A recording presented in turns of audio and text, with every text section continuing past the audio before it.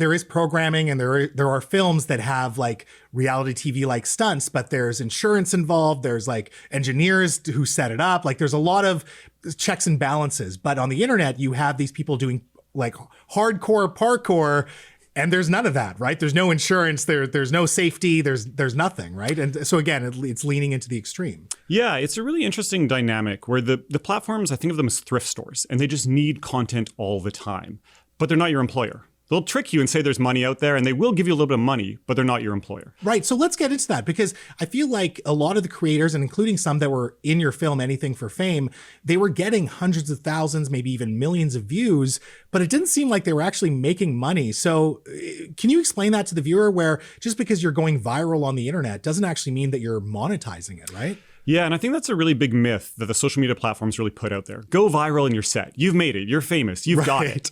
And again, with traditional fame, typically if you were famous, it was because you had an album or you were in a movie and you were kind of set financially. Now that's really separated. You can go viral, but you need to have a marketing plan to figure out what you're going to sell. And that's where we're seeing a lot of the hypersexualization. That's where we're seeing a lot of people selling the business course on how to make your own YouTube videos or how to get rich. But the influencers kind of have to figure out the second part. Going viral alone doesn't guarantee income.